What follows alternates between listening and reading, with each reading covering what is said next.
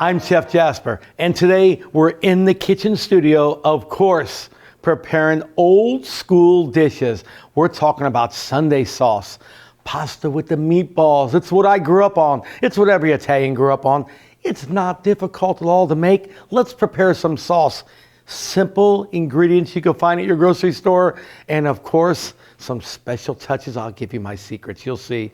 But nana sauce. Now, I love to start with some onions. Of course, we need a little bit of olive oil. You know what? You really don't want to use inexpensive olive oil.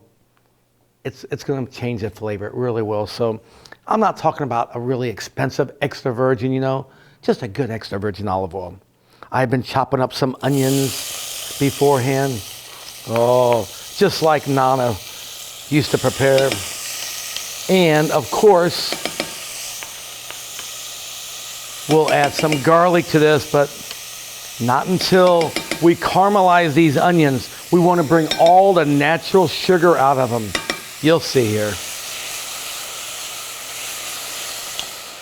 And while these onions are cooking, we'll talk a little bit about the history of this dish. You know, we talk about tomatoes, and everyone thinks, well, you know, spaghetti and meatballs, this has to be something that they served in Italy hundreds of years ago.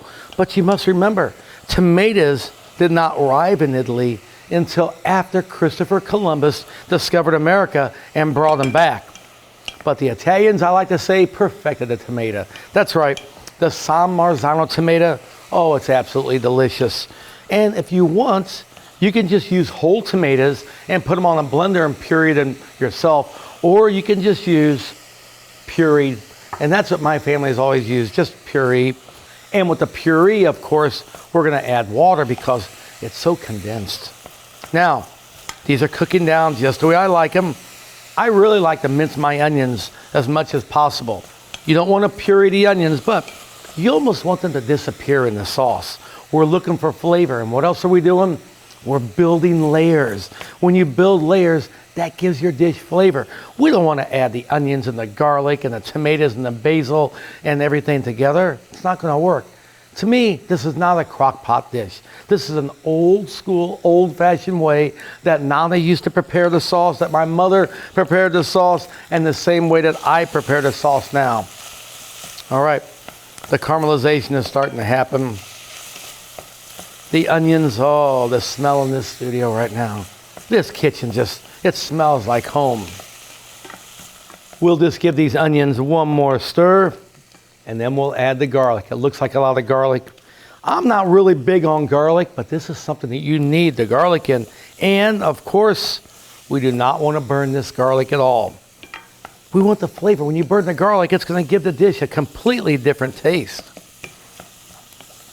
So as the garlic starts to cook down, I pureed it pretty much so, and it almost starts to melt into the onions. Along with the olive oil, now we're going into a second and third layer. Make sure you keep your eye on this. You don't want to take it off. You do not want to burn this. I can't stress that enough. And that's really about it. It's not raw. It's not burnt. Just the perfect temperature right now. And this is when we add our tomato puree or your pureed crushed tomatoes. That's up to you. Now, we talked about the tomatoes already. And of course, you want something that's really solid. And I say that solid because you can always tell with the brand of tomatoes if there's too much water in those tomatoes, because that really can ruin your sauce. And that's something we don't want to do. Incorporate everything together again. Bring all those onions and garlic into the sauce. And at this point, we start adding our water. I know it looks like a lot of water. I'll tell you what my mother used to do. And still to this day, it's kind of a little secret at the restaurants. Get your can of tomatoes, add the rest of the water in here, and guess what? No waste. We clean the can a nice little tip. At this point, we're going to add the salt. Again, building layers. I love Sicilian sea salt. I'm kind of crazy about it. Makes a big difference, the salt that you use. We're going to add just the red pepper now. You would think I'm Calabrese from Calabria, but no, my family's from Sicily, but we love a little red pepper in our sauce. Not black pepper, pepperoncini rosso. And fennel seed. Remember I told you about some of the secrets? Fennel seed is one of them. Yes, the fennel seed gives it that sweet flavor. I always know when people ask me, they say, is your sauce sweet? They can always tell where you're from if you're from Sicily or Northern Italy, because Sicilians love to put a little sugar in their sauce because the tomatoes are bitter naturally. And the fennel seed. The fennel seed is what we put in our Italian sausage also. It's kind of like a secret spice, the hidden spice. It just can't be just, a little bit of tomatoes and, onion and garlic, but you're probably thinking to yourself, something's missing here. Not really. No oregano. Nah, we never put oregano. You can if you'd like to. That's just not something my family puts in the sauce. What do we put in there? Basilico, basil. Oh my. I grow so much of this during the summertime. You can buy it in the grocery store now, fresh. The living basil, of course, in most grocery stores. And you add that at the almost end, maybe at the last half hour, along with the sugar. Why do we add the sugar at the end? Because we don't want our sauce to turn brown. What happens to sugar when you put it in the sauce too early? It makes your tomatoes brown, and we don't want that. We're looking for flavor, and the sugar will dissolve in the end. And if you don't want the sugar, that's okay, but we like the sweeter sauce. And that is it. This is all the ingredients I have to add. We're gonna let this cook for about an hour and a half, and then come back, and we'll add our basil and sugar. All right, it's time to finish our sauce. We've been cooking this down now for about an hour and a half, and look how thick this has come. This is what we like. Of course, we add our sugar at this point. Thoroughly mix that. And now is the time to start adding our basil. I love the basil. You can't add too much. I don't care what anybody says. And we never chop the basil. We always just tear it, just like Nana used to do. And so, as this simmers for another 30 minutes or so, our sauce is almost finished, but if you'd like to, you can add some raw sausage. Yes, raw sausage to the sauce while it's finishing up. It's going to give it some more great flavor. The sausage will cook all the way through and be so tender. And you can add some meatballs. And all I do is just fry the meatballs beforehand. We're going to make some fried meatballs now. It's time. It's time to make the meatballs. I'm just finishing up cutting some parsley right now. Of course, we're going to need to start with the ingredients, the main ingredients. Hamburger, ground beef, and some ground pork. Okay, my mother would always use a blend. And sometimes at the grocery store, you used to be able to buy a meatloaf blend. But it gives a nice sweet flavor. Yes, the pork is almost sweet, when you cook it down. So we'll mix that. Onions, that's a must. I already chopped those up. Grated Romano cheese. This is it. This is like, to me, more important than the breadcrumbs. Of course, you have to have some garlic. And some salt. Not a lot because, remember, your cheese is salty. So we're not looking for a lot of salt in these. And in the sauce, when it cooks down, it's going to pick up a lot of that flavor. Of course, a little cracked pepper. And then our parsley. Now, I like a lot of parsley. It's up to you how much you put in. But really, no other seasonings at this point or anything. But we're going to get to the kind of like the main part of this now. Breadcrumbs. Let's start mixing this. And then I'll incorporate my eggs and, of course, some water. Yes, I said water. Water is the secret to meatballs. Water, or if you want to use a little beef broth or chicken broth, but you got to have it. I'm telling you right now. Once I get everything mixed up here, we'll just continue. Then I start adding my water. And what happens, it doesn't break the meatballs down, doesn't break the breadcrumbs down. It kind of blends everything together. And this is what we want, just like this right here. And then my mama's secret, it's no secret, was always 1 egg to every pound of beef or pork. So we have a couple of pounds here. And what are we going to do? Add a couple of eggs. Continue to mix, folding over and under. And at this point, we're going to add our eggs. Why do we add the eggs? The eggs are a binder. It kind of keeps everything together along with those breadcrumbs. And you're going to get a little messy. Just put on some gloves. It's okay. Good family project, too. I love that. Old school pasta and meatballs. Slow simmered sauce. Sunday sauce, I like to call it. I don't care if it's on Monday or Tuesday. Weekend, doesn't matter. I call it Sunday sauce. You see, I incorporate everything together now, but you just can't add it all at once to a bowl. And then we start mixing one final time.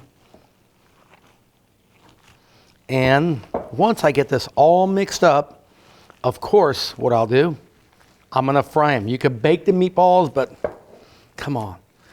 My mama, Sunday mornings, smelling the meatballs, frying. Oh, I knew it was going to be a good day. And now I have my pasta cooking, my sauce is simmering. It's going to be time to fry these meatballs. And if you want to get some kind of measurement, the proper way, then use an ice cream scoop. It's always exact, Or you could be just like Mama and just start rolling them and put them on a sheet pan. And, she eyeballed them, but they were always perfect. I try to get about as close as I can. And I do not want a meatball this big.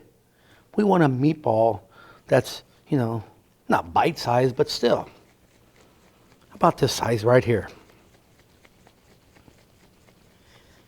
And that's it. If you have to wet your hands again, go ahead, but just like this right here. And now, after rolling the meatballs, it's time to fry them.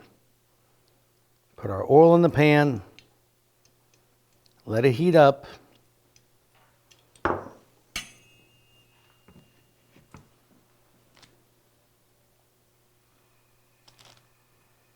And oh boy, you're going to start smelling those meatballs.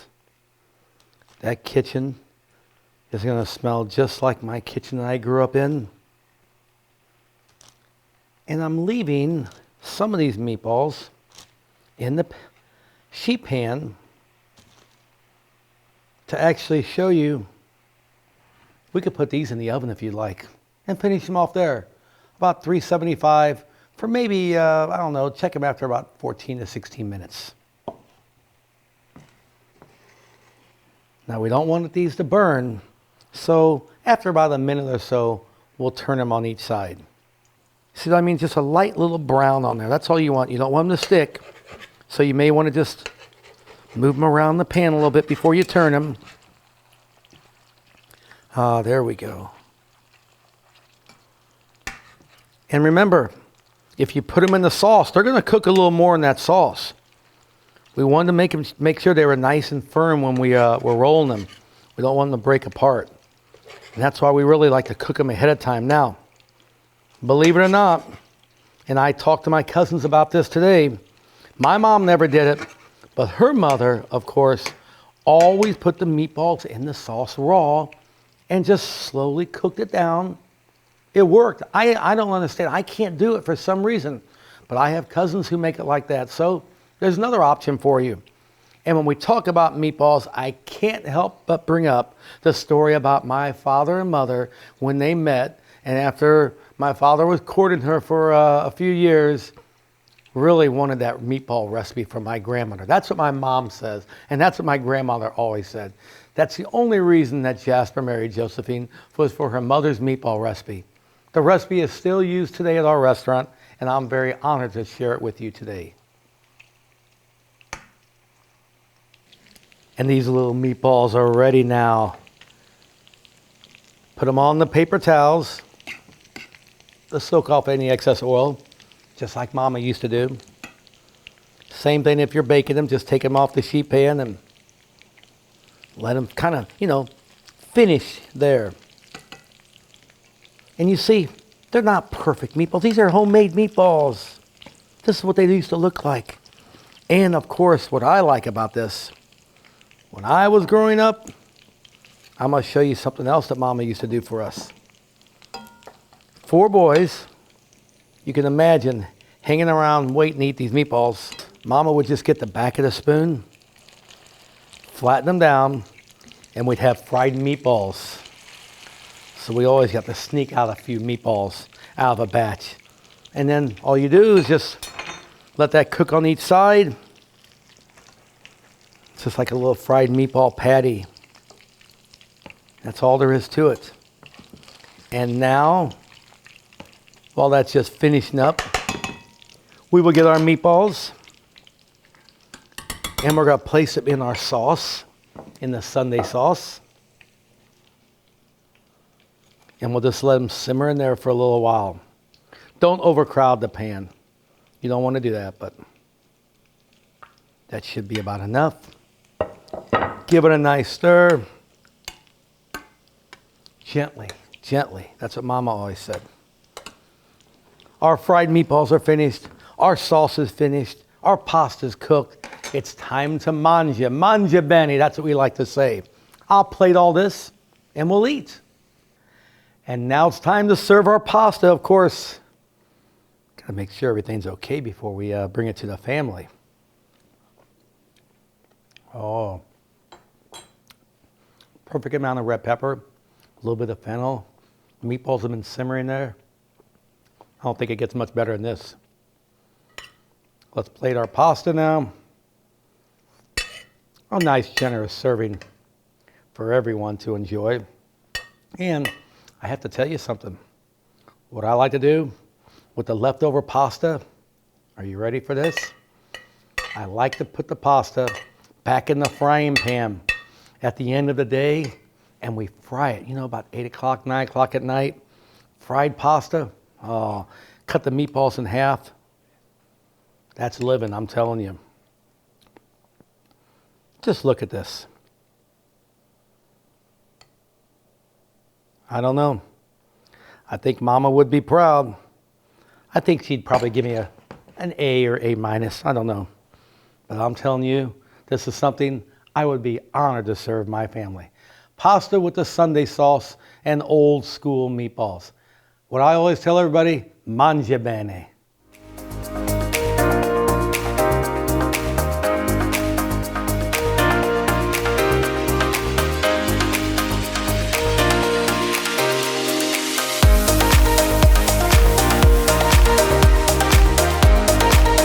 Brought to you by Hen House Markets.